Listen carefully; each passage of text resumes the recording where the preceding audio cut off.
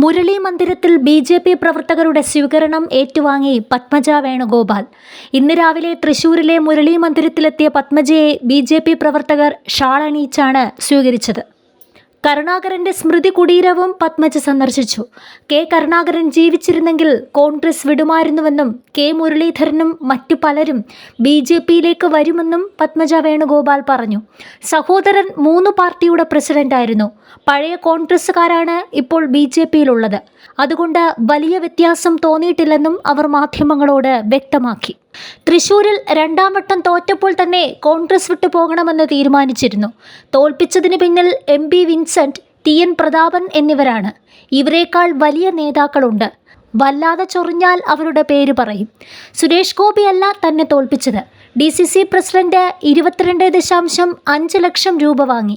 പ്രിയങ്ക ഗാന്ധി വന്നപ്പോൾ വാഹനത്തിൽ പോലും കയറ്റിയില്ലെന്നും അവർ ആരോപിച്ചു. വടകരയിൽ നിന്നാൽ സുഖമായി ജയിക്കേണ്ട മുരളീധരനെ തൃശൂരിൽ കൊണ്ടുവന്നത് എന്തിനാണെന്നും പത്മജ ചോദിച്ചു. തൃശൂരിൽ സുരേഷ് ഗോപി ജയിക്കും. ജാതകപ്രകാരം അദ്ദേഹത്തിൻ്റെ സമയം നോക്കണം. എന്നാലേ അദ്ദേഹം ജയിക്കുമോ എന്ന് പറയാൻ പറ്റുകയുള്ളൂ. കാരണം ഇത് തൃശ്ശൂരാണ്. നല്ല ആളുകളുണ്ട്. പക്ഷേ കുറച്ച് വൃത്തികെട്ട കോൺഗ്രസ് നേതാക്കളുണ്ട്. അവരുടെ അടുത്ത് നിന്ന് ഓടിപ്പോയതിൽ ഇപ്പോൾ വളരെ സന്തോഷമുണ്ട്. കെ കരുണാകരൻ്റെ മക്കളോട് പകയാണ്.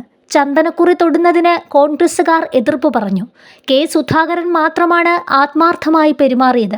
പാർട്ടി വിടാൻ മടിയില്ലാത്തയാളാണ് കെ മുരളീധരനെന്നും മുരളി മന്ദിരം തൻ്റെയും മുരളീധരൻ്റെയും പേരിലാണെന്നും പത്മജ പറഞ്ഞു. അനിയത്തി എന്ന പേരിലുള്ള ദൗർബല്യങ്ങളാണ് തന്നെ ഇവിടെ എത്തിച്ചതെന്നും അവർ കൂട്ടിച്ചേർത്തു.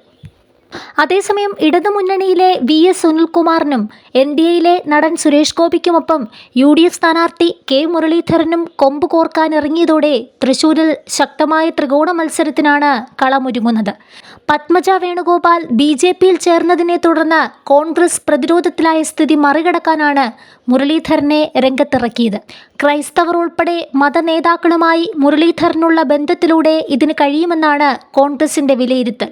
പത്മജയിലൂടെ സ്ത്രീകളുടേതടക്കമുള്ള കോൺഗ്രസ് വോട്ടുകൾ നേടാനുള്ള BJP തന്ത്രത്തെ ചെറുക്കാനുമായേക്കും.